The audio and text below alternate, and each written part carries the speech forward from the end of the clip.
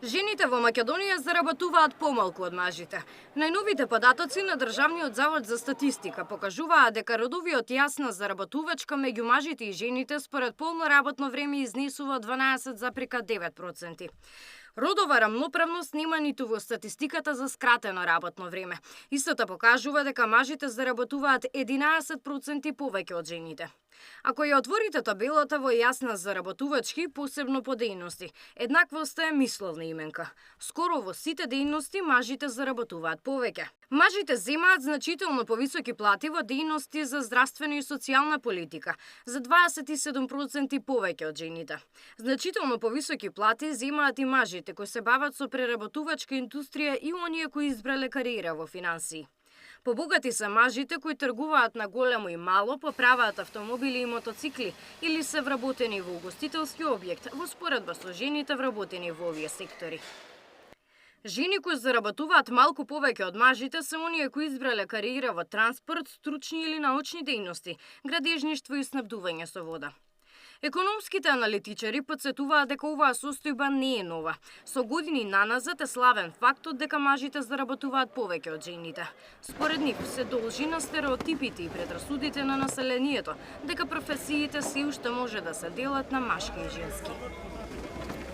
Овие јаз во наградувањето е заради прво затоа што во просек женската работна сила стекнува помалку квалификации. Тоа е затоа што од дома едноставно не ги пуштаат.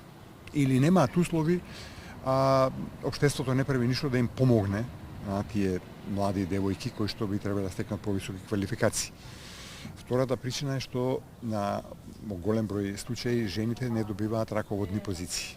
Тоа е се уште постои тој стереотип дека раководењето не е за жени и тоа се одразува во платите. Родовиот јаз во плати не само што ги држи цврсто економските нееднаквости меѓу жените и мажите, туку го зголемува и ризикот на разни форми на насилство врз жените. Невладиниот сектор алармира дека ако жената финансиски е зависна од сопругот, може да ја ограничи незината можност да побегне од ситуации кои се опасни по незиниот живот.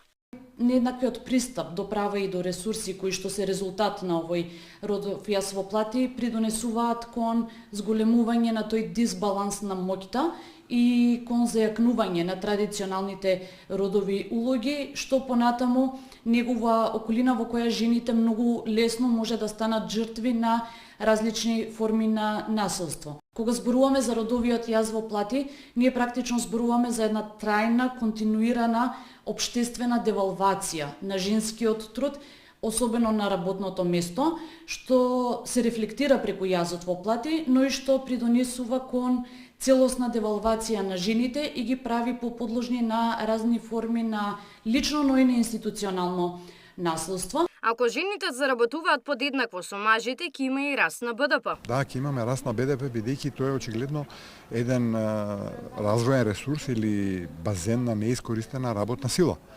И ние се наоѓаме сега во ситуација да Македонија има недостаток на работна сила, увезуваме работна сила од странство, а домашен пул имаме, базен, неискористен потенцијал од работна сила кој што не го користиме заради стереотипи и примитивизам.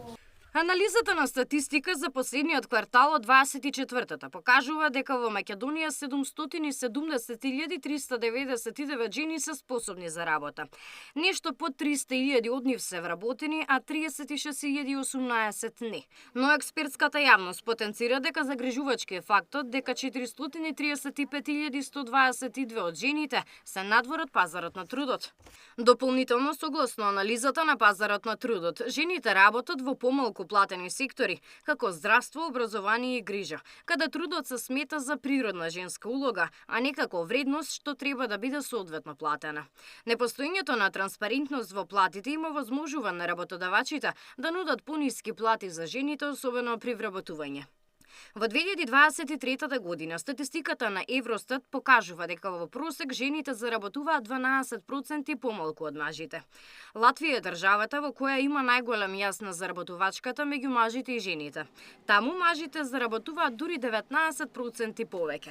Најблиску до тотално еднаква родова заработувачка е населението во Луксембург. Таму жените за нешто под 1% се побогати од мажите. Но експертите од економскиот свет потенцираат дека за еднаква родова заработувачка во Македонија ќе треба уште многу долго време.